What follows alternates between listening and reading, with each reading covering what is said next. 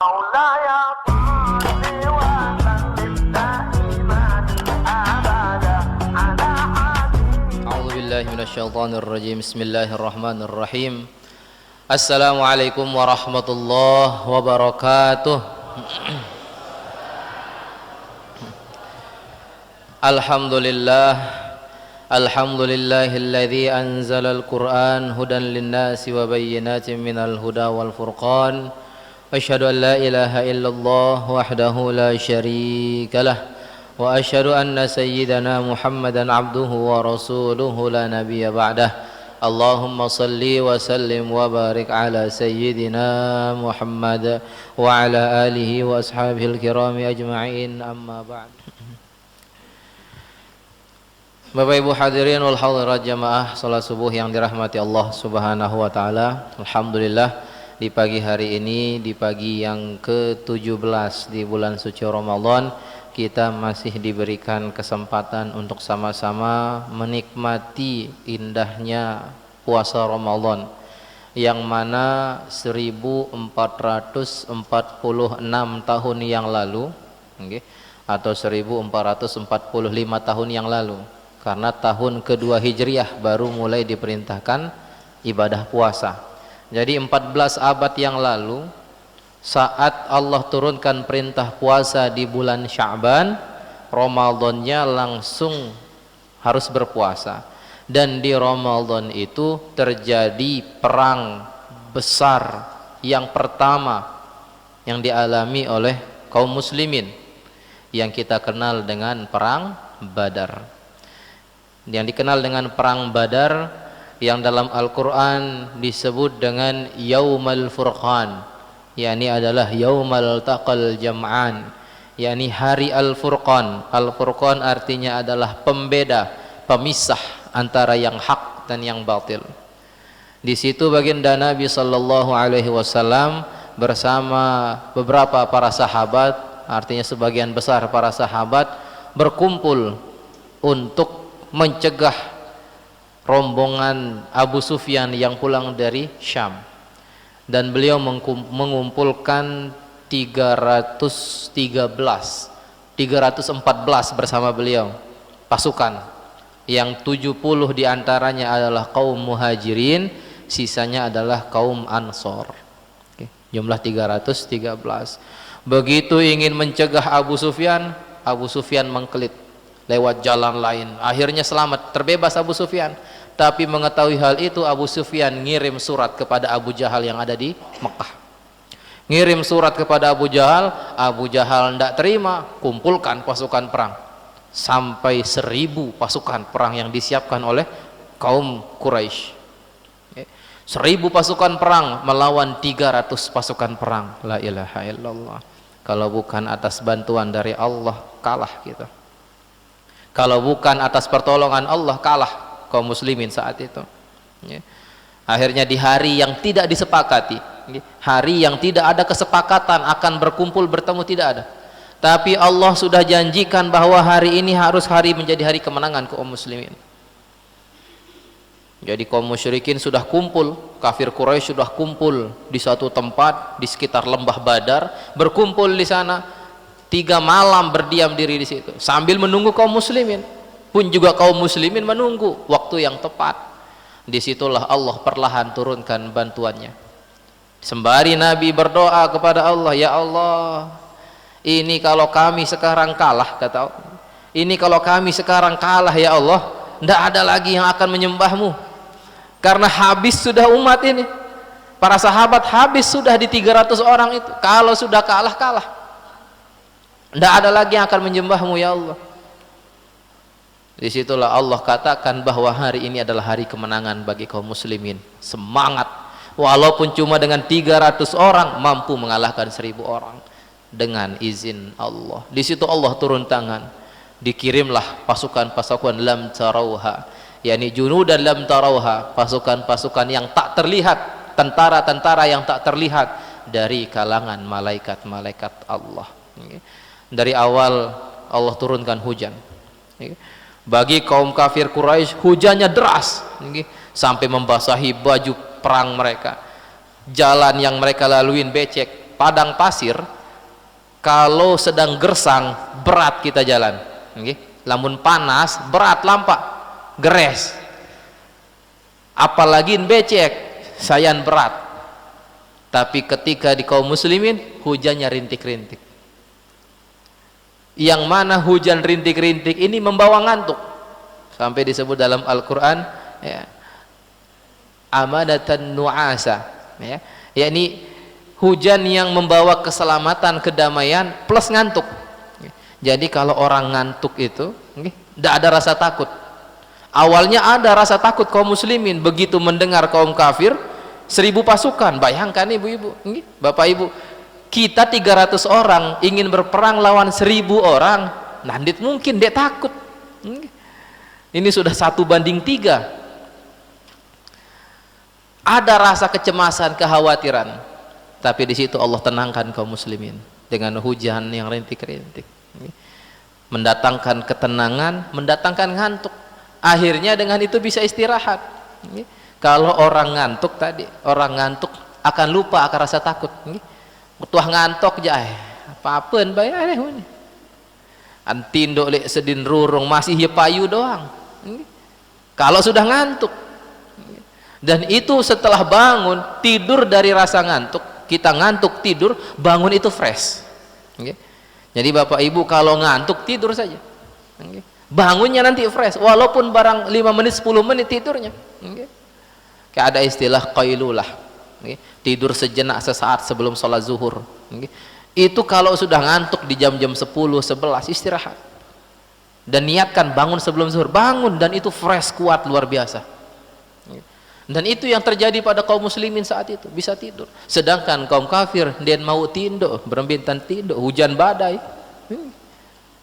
Akhirnya pada hari yang sudah dijanji, pada hari yang sudah ditentukan oleh Allah, yang ditakdirkan, tidak ada kesepakatan antara kaum muslimin dan kaum kafir, kafir Quraisy, kecuali kalau perang Uhud. Kalau perang Uhud memang ada janjian akan ketemuan di perang Uhud, yakni maka kaum muslimin sudah siap-siap. Ini perang Badar tidak ada janjian, tapi Allah lah langsung yang mempertemukan kedua pasukan ini. Dan itu bertepatan dengan tanggal 17 Ramadan. Saat perang itu terjadi, tentu suasana panas mencekam. Nabi gundah gulana, keadaan tak menentu saat itu. Ada rasa senang karena sudah dijanjikan kemenangan, ada rasa sedih saat melihat beberapa syuhada yang meninggal dunia, rasa campur aduk. Dan di situ Nabi SAW katakan, seperti inilah rasanya ketika awal pertama kali turun ke dunia, seperti inilah rasanya, kurang lebih seperti inilah rasanya ketika Al-Quran itu turun, yakni turunnya Al-Quran yang kedua. Kemarin kita jelaskan Al-Quran turun daf'atain atau 2 kali. Kali pertama Quran turun dari Lauhil Mahfuz dari Lauhil Mahfuz ke Baitul Izzah. Dari Lauhil Mahfuz ke Baitul Izzah itu lengkap sempurna dari surat Al-Fatihah sampai surat An-Nas. Itu tepatnya adalah malam Lailatul Qadar yang tidak diketahui kapan malamnya. Yang jelas berada pada bulan Ramadan di malam Lailatul Qadar. Tapi turunnya dari Baitul Izzah ke Nabi SAW dengan wahyu pertama, Iqra bismi rabbikal ladzi khalaq, bersama 4 ayat selanjutnya adalah pada tanggal 17 Ramadan yang diketahui setelah perang Badar. Ketika perang Badar Nabi katakan, seperti inilah perasaan saya ketika itu turunnya Al-Quran. Baru para sahabat mengambil kesimpulan, oh berarti turunnya Al-Quran pada tanggal 17 Ramadan. Maka dari itu biasanya kita memperingati nuzulul Quran pada tanggal 17 Ramadan. Nah, ini sedikit sejarah kenapa kita merayakan atau memperingati nuzulul Quran pada 17 Ramadan, karena pada hari itu adalah perang Badar. Dan kaum muslimin saat itu berpuasa, karena memang sudah wajib berpuasa. Kaum muslimin saat itu berpuasa, dibantu oleh Allah Subhanahu wa taala. Akhirnya di perang Badar kaum muslimin dapat mengalahkan pasukan kafir Quraisy. Nggih. Bapak Ibu yang dirahmati Allah Subhanahu wa taala, ini menjadi pelajaran berharga bagi kita bahwa kelompok kecil tidak mungkin akan kalah dengan kelompok besar kalau sudah ada Allah di dalamnya. Minoritas nggak mungkin akan kalah dengan mayoritas kalau ada Allah di dalamnya. Maka bagaimanapun mari kita selipkan Allah di tengah-tengah kita. Mari kita hadirkan Allah dalam hati kita. Satu diri kita sendiri, ada Allah di hati kita, tidak akan takut lawan ribuan pasukan kafir Quraisy. Menang akan menjadi kemuliaan Islam, kalah mati syahid dalam perang. Bapak Ibu hadirin wal hadirat yang dirahmati Allah Subhanahu wa taala, mari kita lanjutkan kajian kita. Kemarin masih membahas tentang orang-orang yang dapat zakat fitrah. Sekarang adalah bolehkah membayar zakat fitrah dengan uang? Ini salah satu permasalahan. Bolehkah membayar zakat fitrah dengan uang? Bismillahirrahmanirrahim. Pendapat yang mu'tamad di dalam mazhab Asy-Syafi'i, mu'tamad artinya adalah yang dikuatkan, dan ini juga merupakan pendapat mayoritas ulama, tidak sah membayar zakat fitrah dengan uang atau qimah. Qimah itu nominal dari nominal yang bernilai, sesuatu yang bernilai dari satu tempat. Jadi pendapat yang mu'tamad yang dikuatkan adalah tidak sah bagi orang muslim membayar zakat dengan uang atau dengan nilai sesuatu, nilai benda. Namun beberapa ulama Syafi'iyah yang kontemporer membolehkan mengeluarkan zakat secara tunai dengan taklid pada pendapat Abu Hanifah. Taklid artinya mengikuti pendapat Abu Hanifah yang berpendapat bolehnya membayar zakat dengan uang. Jadi yang membayar zakat dengan uang ini menukil pendapat atau memindahkan, mengambil pendapat dari Imam Abu Hanifah. Imam Abu Hanifah atau mazhab Hanafiyah, mazhab Hanafi. Nah, ini boleh membayar zakat dengan uang karena diantara alasannya adalah zakat ini kita lihat dari tujuannya. Dan tujuan dari zakat fitrah itu adalah agar bisa dimakan bersama saat hari raya Idul Fitri, agar bisa dinikmati oleh orang yang membutuhkan saat hari raya Idul Fitri. Maka yang dinikmati itu tidak hanya makanan pokok. Andai kata misalkan seluruh orang berzakatnya hanya dengan beras, ini dengan miskin dan harap beduin kepeng, maun beras 2 timbang zakat, mau segera hanjak beras doang mengkeloran darak kanduk, berembetan jak pia opor, pia macam-macam nih, kurang rasen. Akhirnya dibolehkan menggunakan uang yang senilai dengan harga beras tersebut, sehingga nanti ada beras yang dia untuk makan, ada lauk pauk juga yang bisa dimakan. Nah, ini salah satu alasan Imam Abu Hanifah kenapa membolehkan zakat fitrah dengan uang atau dengan mata uang. Syekh Muhammad Az-Zuhaili dalam kitab beliau Al-Mu'tamad fil Madzahib Asy-Syafi'i berkata, dan tidak mengapa hari ini mengambil pendapatnya, yakni pendapat Abu Hanifah, karena yang demikian lebih bermanfaat bagi orang-orang fakir.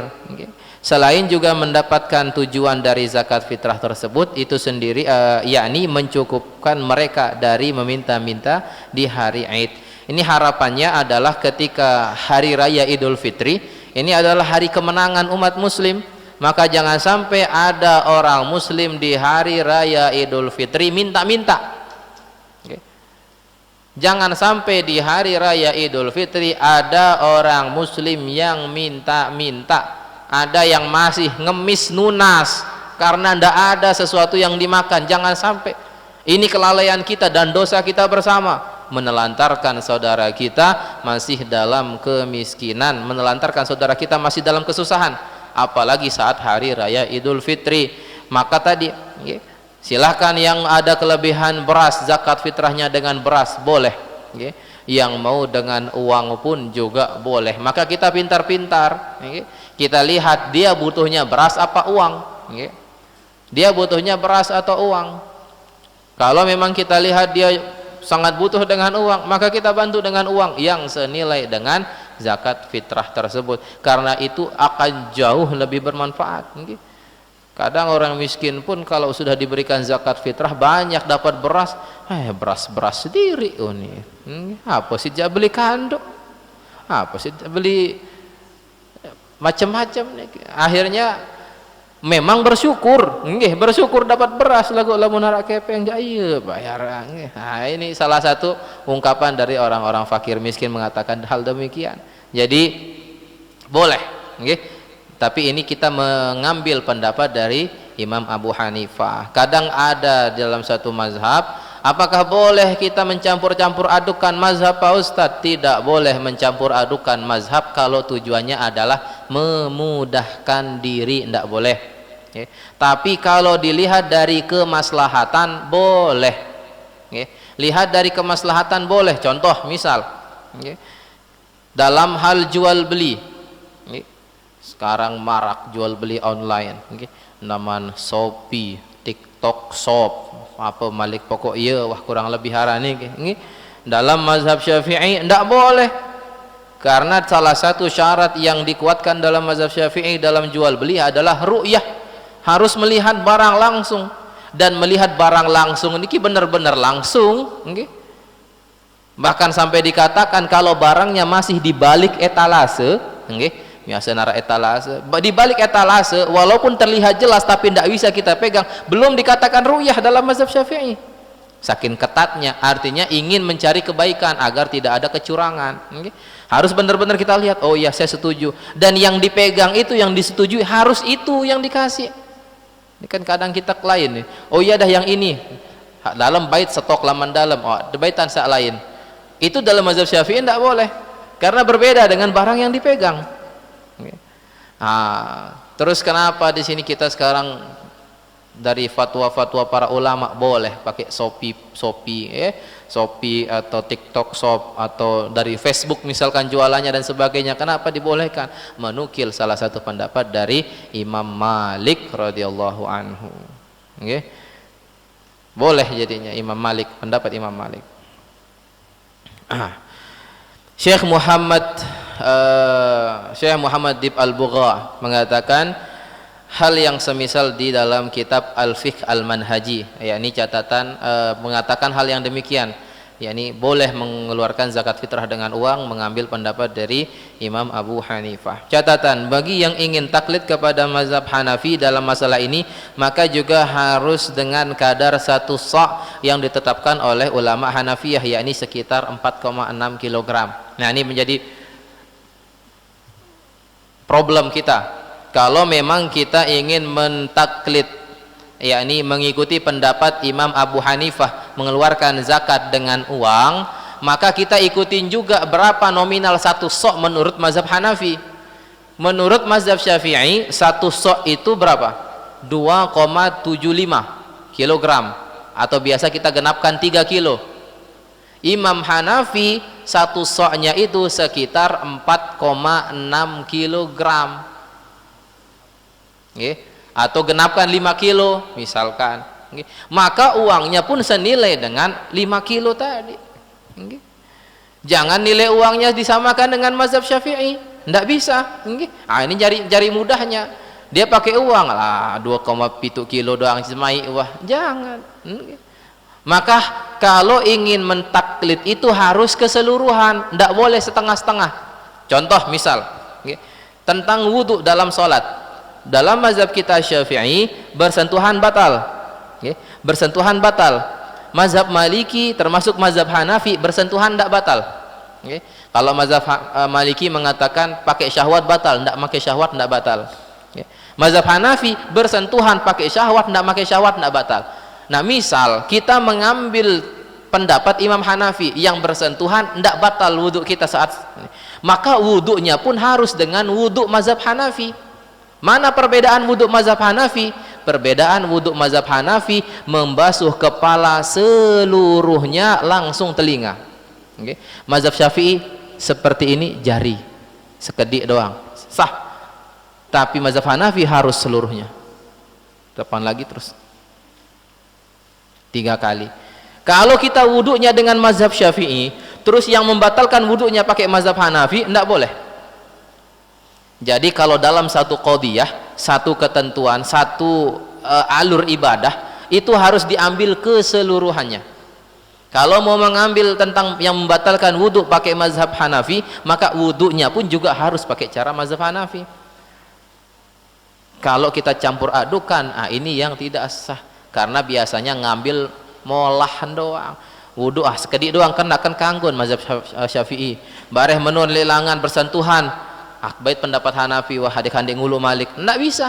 Ya, ini dia mengambil mudahnya. Ya, jadi boleh kita mengambil pendapat dari imam mazhab yang lain. Pertama, kita mengetahui dengan benar bahwa itu pendapat dari beliau. Ya, ini adalah dengan alasan-alasannya. Yang kedua, tidak boleh mencampur adukannya dalam satu qadhiyah. Yang ketiga, tentu dengan keyakinan kita, kesadaran kita bahwa kita rasa pendapat itulah pendapat yang paling dikuatkan menurut kita. Bagi yang belajar fikih muqaranah, ada fikih mazhab, ada fikih mazhab membahas satu mazhab tertentu, ada fikih muqaranah dalam satu kitab fikih itu membahas 4 mazhab, dalam satu masalah itu membahas 4 mazhab. Salah satu kitabnya yang kami pelajari adalah Bidayatul Mujtahid, nama kitabnya Bidayatul Mujtahid wa Nihayatul Muqtasid, Imam Ibn Rushd Al-Maliki. Itu lengkap pembahasan tentang fikih, seputar masalah fikih dari 4 mazhab. Di situ beliau menuliskan satu masalah, pendapat ini seperti ini, pendapat ini seperti ini, pendapat ini seperti ini, dan sebagainya dengan dalil-dalilnya. Yang selanjutnya adalah tempat mengeluarkan zakat. Tempat mengeluarkan zakat. Zakat fitrah dikeluarkan di tempat di mana seseorang menjumpai tenggelamnya matahari akhir Ramadan atau malam Idul Fitri, karena itu adalah waktu wajibnya.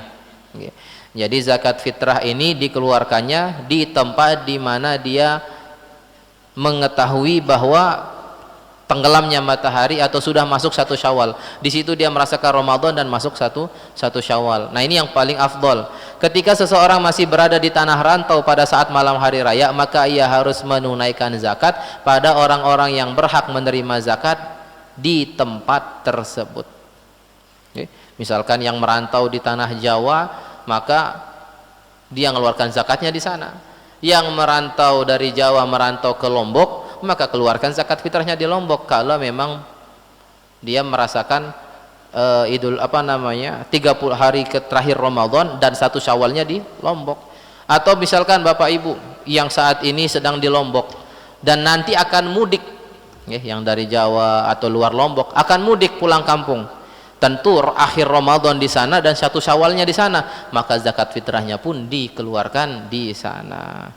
Jika ia berada di kampung halamannya, maka zakat fitrahnya diberikan kepada orang-orang yang berhak menerima zakat di kampung halamannya. Bila seseorang yang berada di perantauan pada saat malam hari raya mewakilkan kepada keluarganya di kampung halaman agar memberikan zakat fitrah atas dirinya dan dibagikan kepada orang-orang yang berhak menerima zakat di kampung halamannya, maka pendapat yang mu'tamad tidak boleh, karena termasuk memindahkan zakat atau nakluz zakat dari daerah orang yang wajib mengeluarkannya. Namun sebagian ulama Syafi'iyah membolehkannya. Memindahkan zakat secara umum itu tidak boleh. Tidak boleh, karena kita bermasyarakat dengan orang-orang yang ada di sekitar kita. Maka zakat yang kita keluarkan pun juga kepada orang-orang yang ada di sekitar kita. Radiusnya ya masih kampung kita lah yang ada di sekitar kita. Tidak boleh sampai kita pindahkan ke daerah lain. Tidak bisa kita pindahkan ke daerah lain. Tapi ada yang membolehkannya. Sebagian kecil pendapat Imam Syafi'i ini membolehkan zakat fitrah kita berikan kepada orang lain, yakni di luar daripada daerah kita yang benar-benar sangat membutuhkan. Yang terakhir adalah niat di dalam zakat. Wajib berniat ketika membayar zakat sebagai pembeda antara zakat dengan kafarat dari dan sedekah lainnya. Seperti yang kemarin ditanyakan oleh salah satu jamaah kita, apa niat keluarkan zakat fitrah? Sampaikan bahwa ini adalah zakat fitrah saya, atau zakat fitrah anak saya namanya fulan, zakat fitrah suami saya namanya fulan, zakat fitrah istri saya namanya fulanah, dan sebagainya. Harus disampaikan untuk membedakan beras yang kita bawa ini apakah ini zakat fitrah atau ini adalah kafaroh ini penebusan dosa, atau ini sodakoh. Jadi harus disebutkan tadi. Bila ia mengurusi pembayaran zakat fitrahnya sendiri, maka wajib menghadirkan niat, yakni menyerahkan kepada orang yang berhak menerimanya, atau saat mempersiapkan dan memisahkan zakat yang akan dikeluarkan. Ini boleh ya, tadi ketika ngasih pada orangnya katakan ini zakat saya, atau saat dia mulai memisahkan berasnya, dia timbang berasnya, wah bismillah ini adalah zakat fitrah yang akan saya keluarkan pada tahun ini, itu boleh. Tapi bila ia mewakilkan pembayaran zakat fitrah pada orang lain, maka ia menghadirkan niat saat memberikan zakat kepada wakil. Kita berikan zakat fitrah kepada masjid yang menjadi wakil kita, salah satu amil zakat kita berikan kepada masjid, maka pas menyerahkan zakat fitrah ke masjid, sampaikan kepada yang bertugas, ini adalah zakat fitrah saya, ini dari anak saya, ini suami saya, ini istri saya. Harus disebutkan. Itu sudah masuk daripada kategori niat. Dan dengan ini wakil tidak wajib berniat saat menyalurkannya pada yang berhak, dan wakil tidak perlu berniat. Bingung kalau berniat, keluar beras nih, beras saya doang. Akhirnya wakil tidak perlu berniat lagi, yang penting dia sudah salurkan kepada orang yang berhak. Tapi kita yang mengeluarkan zakat wajib berniat, wajib ada niat. Bila pemilik zakat tidak berniat ketika menyerahkan kepada wakil, maka niat wakil tidak mencukupi saat menyalurkannya. Kalau yang memberikan zakat, yang mengeluarkan zakat, tidak berniat kepada wakil tadi, dia serahkan ke masjid, pokok serahkan, wah aneh atur-atur, wah, tanpa dia sebutkan niatnya, tanpa dia katakan ini zakat fitrah saya dan sebagainya, maka wakil pun kalau dia serahkan kepada orang yang berhak, ini zakat fitrah dari fulan, ini zakat fitrah dari ibu fulanah, maka itu tidak cukup dan belum dikatakan zakat fitrah. Maka penting kita tanamkan niat di setiap amal ibadah kita. Innamal a'malu binniyat wa innama likulli imri'in ma nawa. Setiap amalan itu adalah harus tergantung dengan niatnya, harus ada niatnya, dan orang-orang akan mendapatkan pahala yang setimpal dengan apa yang ia niatkan. Catatan, panitia zakat non amil dalam hal ini juga dihukumi sebagai wakil. Ada panitia zakat yang menjadi amil zakat, ada panitia zakat yang non amil zakat. Nah ini semuanya, seluruh panitia zakat itu merupakan wakil, wakil dari yang akan menyalurkan zakat fitrah kita. Maka Bapak Ibu sekali lagi, nanti biasanya akhir Ramadan sudah mulai nanti ada pengumuman dari panitia zakat. Itu bagi yang ingin menyalurkan zakatnya melalui masjid, bisa langsung menyerahkan ke masjid, dan panitia ingatkan kepada yang menyerahkan untuk sampaikan bahwa ini adalah zakat fitrah dari saya dan sebagainya. Dan yang memberikan zakat fitrah pun juga harus menyampaikan hal tersebut. Apalagi dia rombongan bersama keluarga-keluarganya, maka minimal dia harus sebutkan masing-masing daripada nama keluarga-keluarganya, agar niatnya itu sampai kepada orang yang dituju. Allahu ta'ala a'lam. Wassallallahu ala sayyidina Muhammadin wa ala alihi washabihi ajma'in. Alhamdulillah rabbil alamin. Bapak Ibu, sampun selesai kita pembahasan dari apa yang kita bahas dari awal. Niki namanya kita menggunakan kitab At-Taqrirat As-Sadidah fil Masail Al-Mufidah karangan Hasan bin Ahmad Al-Qaf. Ini bagi Bapak Ibu yang mau rangkumannya, rangkumannya berbahasa Indonesia. Ada beberapa yang share ke beberapa jamaah, sebagian belum kami share karena niktok nomor kan. Jadi yang ingin merangkum atau ingin rangkuman daripada kitab niki bisa menghubungi tiang, atau beberapa takmir juga sudah ada kami share ke beberapa takmir. Jadi bisa menghubungi beliau-beliau. Nomor tiang, nah nanti kita di balik layar nomornya, nanti masuk ke YouTube nomor kami. Bapak Ibu dirahmati Allah Subhanahu wa taala, mari kita akhiri dengan berdoa kepada Allah. A'udzubillahi minasyaitonir rajim. Bismillahirrahmanirrahim. Alhamdulillahirabbil alamin, wassalatu wassalamu ala asyrafil anbiya wal mursalin wa ala alihi wa sahbihi ajma'in. Allahumma la ilma lana illa ma 'allamtana wa 'allimna ma yanfa'una warzuqna 'uluman tanfa'una fid din wa dunya wal akhirah. اللهم لا سهل إلا ما جعلته سهلا وأنت تجعل الحزن والسوء إذا شئت سهلا اللهم اجعل جمعنا هذا جمعا مباركا مرحوما وتفرقنا من بعد هذا تفرقا موافقا حسنا معصوما اللهم لا تدع لنا في مقامنا هذا ذنبا إلا غفرته ولا هما إلا فرجته ولا دينا إلا قضيته ولا مريضا إلا شفيته ولا جاهلا إلا علمته ولا معسرا إلا يسرته ولا حاجة من حوائج الدنيا والآخرة إلا يسرتها وقضيتها برحمتك يا أرحم الراحمين اللهم اجعلنا ممن صام وقام إيمانا واحتسابا واغفر لنا ذنبنا كله دقه وجله أوله وآخره علانيته وسره اللهم إنك عفو كريم تحب العفو فاعف عنا يا كريم اللهم اعتق رقابنا ورقاب آبائنا وأمهاتنا من النار ربنا آتنا في الدنيا حسنة وفي الآخرة حسنة وقنا عذاب النار الحمد لله رب العالمين الفاتحة